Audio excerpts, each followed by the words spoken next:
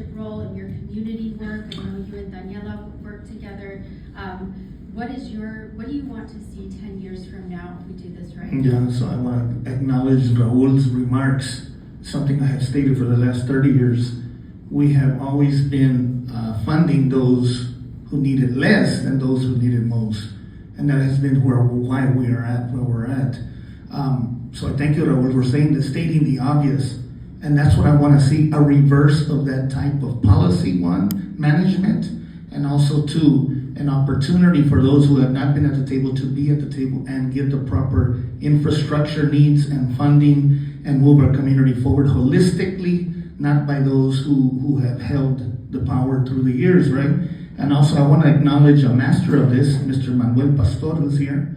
We need remediation and reduction of legacy pollution. We cannot move forward if we do not take care of our issues from the past that has the highest asthma rate in the state, that we have continued PM 2.5 and PM 10 particulate matter violations according to the EPA. That is stunting our growth because as human health, we cannot maximize our potential as a community if we are always wondering what kind of flag is out there and how bad we are physically ourselves, heart attacks, obesity, and everything else that goes with it.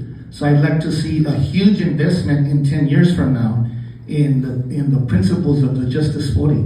We're talking about climate change investment, clean energy and energy efficiency. God knows we need it here, right?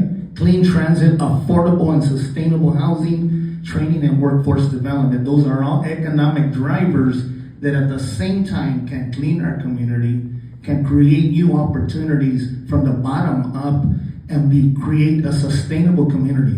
We have a receding Salton Sea that is going to reach a breaking point soon. And we do outreach, and the first thing they ask us, what about the water? Is it lithium is going to dry up the Salton Sea? I'm sorry, it's been drying up for 20 years, ever since we started a water transfer to San Diego County Water Authority.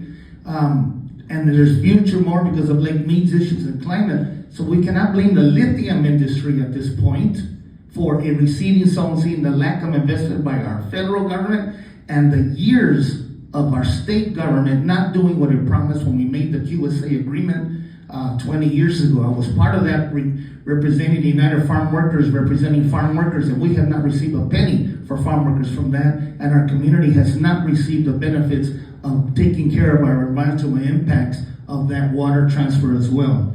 So that's what I want to see different. We had a great opportunity. The excise tax was an example of something so powerful that they taxed a community before. They taxed the industry before it started.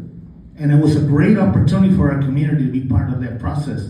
And we thank you for that. Now the industry is going to step up.